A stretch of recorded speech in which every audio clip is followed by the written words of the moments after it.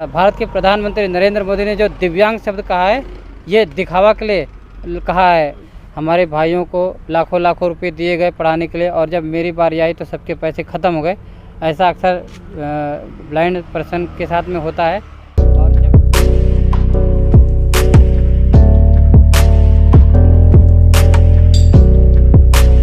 Hello, good morning guys, हाजिर हैं एक और शानदार नए व्लॉग के साथ। और आज का व्लॉग कंटिन्यू करते हैं। आप लोग व्लॉग पे अच्छा प्यार जता रहे हैं, बस ऐसे ही प्यार दिखाते रहिए। तो अभी अगर आप देखेंगे ना, तो हमारे पीछे बिल्कुल हम कॉलेज पहुंच चुके हैं और अपनी स्कूटी को भी हमने पार्क कर दिया। तो अब चलते हैं सीधा क्लास में, और ऐसे ही व्लॉग पर कंटिन्यू बने रहिए।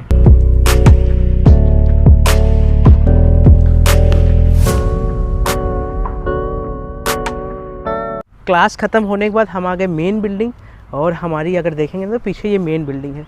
और हमारे साथ में एक काफ़ी ख़ास मेहमान आज हैं, जो कि एलएलएम कर रहे हैं हमारी यूनिवर्सिटी से। और इनकी जीवन पे है काफ़ी शानदार डॉक्यूमेंट्री आप कह सकते बन सकते, क्योंकि बड़ा संघर्ष में इनका जीवन रहा है। और इन्होंने बीए किया, बीए दिल्ली विश्वविद्यालय से, और दिल्ली विश्वविद्यालय से ही एलएलबी कंप्लीट करी। और एलएलबी कंप्लीट करने के बाद ये हमारी university doctor Shakuntala Mishra university आ गए। आपको पता है कि इस यूनिवर्सिटी को बनाने में बहन जी का काफ़ी योगदान था, जिसको नकारा नहीं जा सकता है। और कई सारी चीज़ें हैं जो आप उसको नकार ही नहीं सकते हैं। और बहन जी ने जब इसको बनाया तो उन्होंने रखा कि 50% सीटें रिजर्व हों, ताकि जो ब्लाइंड है या किसी भी डिसेबल बच्चे हैं उनकी एजुकेशन हो, उनको अच्छे से बेहतर मिले, वो भी अपनी लाइफ को अच्छी तरीके से जी सके। उन सारी चीज़ों को रखा गया। और हमारी यूनिवर्सिटी में आपको पता, हमने कई बार ब्लॉग में कहा है कि 50% सीटें डिसेबलों के लिए रिजर्व है। तो अगर भैया की जीवन संघर्ष की बात करेंगे तो इनका नाम है श्रवण कुमार यादव जी। और दिल्ली विश्वविद्यालय से हमने बताया पढ़ाई वगैरह सारी चीज़ें हुई हैं। और उसके बाद हुआ क्या कि ये जैसे पढ़ाई कर रहे थे, तो उस स्थिति में इनके पिताजी एक्सपायर होते हैं। और जैसे ही पिताजी एक्सपायर होते हैं तो कई सारी उतार चढ़ाव इनके जीवन पे आते हैं। जो भाई वगैरह थे, उनका खास जो साथ था वो छूट जाता है। और खास साथ छूटने के बाद ये निराश होकर एक पेंसिल की फैक्ट्री रहती है, उस फैक्ट्री में जाके अपने जीवन यापन के लिए कुछ समय तक, कितने समय तक काम करते हैं वैसे उस फैक्ट्री में? लगभग 5 से 6 महीने 5 से 6 महीनों तक उस फैक्ट्री में काम करते हैं, क्योंकि जीवन को जीना था। जो संघर्ष में जीवन है उसको सारी चीज़ों को मैनेज करना था।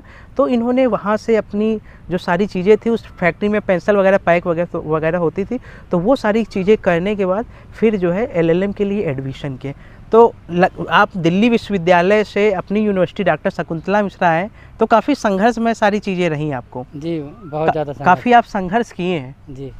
और क्या लगता है कि हम एक चीज़ नोटिस किए, हम कई बार ब्लॉग में पूछे कि कुछ डिसेबल लोग होते हैं जो यूनिवर्सिटी नहीं पहुंच पा रहे हैं। हम कई लोगों से पूछे, सबके अलग अलग व्यू रहते हैं। थोड़ा कलेक्शन कर रहे हैं कि आखिर मेन प्रॉब्लम क्या है। तो आपको क्या लगता है? देखिए, मेन प्रॉब्लम ये है, सबसे बड़ी दिक्कत जो है वो फाइनेंशियल प्रॉब्लम होती है। अच्छा। अगर फैमिली में, क्योंकि बहुत सारे लोग, परिवार के लोग ऐसे होते हैं जो बहुत ही गरीब परिवार के होते हैं, और वो पैसा नहीं दे सकते, क्योंकि सिर्फ एडमिशन करवाना ही सिर्फ पढ़ाई का एक मतलब जरिया नहीं होता है। आने जाने का खर्चा, मान लीजिए हॉस्टल में कभी खाना खाया, कभी बाद में कुछ खाने का मन किया तो उसकी इच्छा, कभी कभी कपड़े खरीदने की का मन करता है। अच्छा। तो अब जैसे छोटे तेल साबुन मंजन वगैरह या अपने, अच्छा, तो जैसे पढ़ाई वगैरह होती है क्लासों में, तो उसको आप लोग कैसे, मतलब कैसे पढ़ते हैं, कैसे, क्या बड़ा संघर्ष में सारी चीज़ें रहती है? टीचर जैसे लेक्चर दे रहा है उसको कैसे रिकॉर्ड वगैरह करते हैं? देखिए, टीचर जो लेक्चर देते हैं उसको हम, एक डिवाइस होता है, ये एक तो डीजी प्लेयर होता है, ठीक है, जो कि मतलब स्पेशल, अगर आप नेट पे सर्च करेंगे तो वो मिल जाएगा। ठीक है। डीजी प्लेयर जिसमें रिकॉर्डिंग सिस्टम होता है, उसमें रिकॉर्डिंग करते हैं। और एक तो अपने अपने मोबाइलों में सिस्टम होते हैं रिकॉर्डिंग के लिए, वॉइस रिकॉर्डिंग वाले, तो उसमें हम रिकॉर्डिंग कर लेते हैं। एक ये आप देखेंगे तो ये पैड भी है जिसमें भैया लिखते हैं। और हमने एक पहले भी ब्लॉग बनाया है, जिसमें हमने डीजी प्लेयर कैसा है और कैसे लिखते हैं, कैसे पढ़ते हैं, उन सारी चीज़ों को हमने पहले के ब्लॉग में भी कवर किया है। अगर नहीं देखा है तो आपको आई बटन पे मिल जाएगा, आप लोग जाइए और उसको देखिए। तो अच्छा भैया, जैसे आप देखते होंगे कई सारी चीज़ें रहती हैं, जैसे लोगों को एक समान नहीं देखा जाता, ये भी एक बड़ी समस्या है जी। लोगों की मेंटेलिटी बन चुकी है कि नहीं वो डिसेबल है, उनसे अच्छे से पेश नहीं आना, वो सारी चीज़ें, मतलब सब लोग नहीं है, कुछ लोग ऐसे हैं जिनकी मेंटेलिटी ये है। तो आपको क्या लगता है इस पे? मेरा मानना ये है कि हम थोड़ा सा कटु कटु शब्द बोलेंगे, अच्छा और आप अच्छा। बुरा मत मानिएगा। नहीं नहीं नहीं नहीं, बिल्कुल कि नहीं। जो बात सही है, कुछ जो लोग अपने डिसेबल बच्चों को ये सोचते हैं कि ये किसी काम नहीं आ पाएंगे, उनको भी अवसर देना चाहिए। दूसरे, जैसे उदाहरण के लिए हम अपना ही उदाहरण ले लेते हैं। हमारे भाइयों को लाखों लाखों रुपए दिए गए पढ़ाने के लिए, और जब मेरी बारी आई तो सबके पैसे ख़त्म हो गए। ऐसा अक्सर ब्लाइंड पर्सन के साथ में होता है। और जब वही ब्लाइंड पर्सन नौकरियां करने लगता है, तब उनके माता पिता, भाई बहन और सभी लोग आने लगते हैं। तो यानी इसका मतलब विकलांगों को सिर्फ जन्म दिया जाता है स्वार्थ के लिए। तो ऐसा नहीं होना चाहिए, सबको बराबर का मान देना चाहिए। और हम एक बात और साफ साफ कहेंगे, चाहे बुरा लगे या भरा लगे, नहीं नहीं। भारत सरकार ने, भारत के प्रधानमंत्री नरेंद्र मोदी ने जो दिव्यांग शब्द कहा है, ये दिखावा के लिए कहा है। ये मतलब ये दुनिया को ये दिखाने के लिए कि हम दिव्यांग कह देंगे तो दुनिया में मेरा नाम होगा।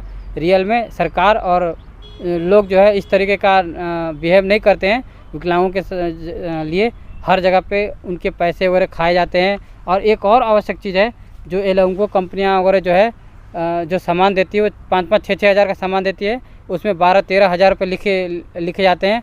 अगर आप हमें मौका दे तो हम आपको अभी भी दिखा सकते हैं वो चीज़। वो डब्बे पे लिखा हुआ है 13 हज़ार, और वो फ़ोन अगर आप सर्च करेंगे तो इतने रुपए का नहीं है। नहीं, सरकार तक मिलके सभी लोग खाते पीते हैं विकलांगों के नाम पे। ऐसा नहीं होना चाहिए। अच्छा, जो विकलांगों के जो सामान वगैरह आते हैं, आप उसकी बात कर रहे हैं? जी जी।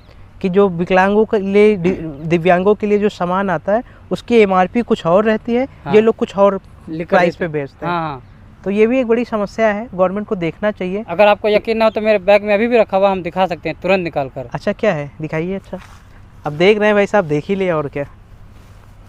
ये है भैया, ये बैग। तो क्या दिखाने वाले हैं आप, उसमें क्या है? हमको एक स्मार्टफोन मिल दिया गया है। अच्छा, गवर्नमेंट की तरफ से दिया गया है? हाँ, बस देखिए इस पे रेट क्या लिखा है, और आप सर्च करके नेट पे देखिए ये कितने रुपए का है रियल में। ये देखिए इसका रेट। नहीं, वो तो एडवर्टीजमेंट के लिए हर कंपनी वैसे ऐसा ही करती है वैसे। जैसे 12,999 रुपये इसका एमआरपी है। अच्छा, नेट पर आपने देखा तो इसकी एमआरपी क्या दिखा रही है? इसके नेट पे हमारे पास 6-7 हज़ार रुपये तक दिखा रही है। अच्छा अच्छा। तो भैया का कहने का मतलब ये है कि गवर्नमेंट ने जो प्रिंट एमआरपी दी है उस पर 12,999 रुपये लिखा हुआ है, लेकिन अगर एक्चुअली में आप देखेंगे फ्लिपकार्ट या सारी वेबसाइट पे तो ये 7-8 हज़ार ऐसा है ना? हाँ, 6-7 हज़ार 6-7 हज़ार रुपये के आसपास है। तो उसमें भैया क्या कुछ जो गवर्नमेंट है वो तो अपना एडवर्टीजमेंट या बढ़ा चढ़ा के सारी चीज़ें दिखाती है। एडवर्टीजमेंट तो करती है। इसमें सरकार को भी तो ये दिखाते हैं ना डब्बा कि हमने इतने रुपए खरीदा, उतने रुपए निकाल लेते हैं। हाँ, नहीं होता है। और हमारी स्कॉलरशिप वगैरह भी रोक दी गई है। अच्छा अच्छा। तो स्कॉलरशिप वगैरह घोटाले कर लिए होंगे अब। अच्छा, स्कॉलरशिप आपकी नहीं आई? नहीं, हमारी नहीं, विश्वविद्यालय में बहुत लोगों की नहीं आई है, मेरिट लिस्ट से बाहर कर दिया है। अच्छा अच्छा। तो ये भी काफ़ी बड़ी समस्याएं हैं, क्योंकि आप इनकी जीवन संघर्षों में देखें, डॉक्यूमेंट्री बन सकती है, लेकिन कुछ ऐसी चीज़ें होती हैं कि सारी चीज़ें लोगों को मैनेज करनी होती है और लोग छात्रवृत्ति पर ही निर्भर रहते हैं। ये वास्तविकता है। तो गवर्नमेंट को इन सारी चीज़ों, इन सारे पहलुओं को देखना चाहिए, ताकि स्कॉलरशिप वगैरह में लोगों की दिक्कतें ना हो, क्यों करना चाहिए। तो ऐसे ही व्लॉग पर कंटिन्यू बने रहिए। और भैया को अभी हॉस्टल तक छोड़ना है, और काफ़ी हेल्पफुल भैया, काफ़ी शानदार इनके जो विचार हैं लोगों तक काफ़ी नॉलेजेबल है, और कोशिश है कि हम भैया से बहुत कुछ सीखेंगे। चले भैया, हम लोग निकले? ठीक है। चलिए चलिए चलिए।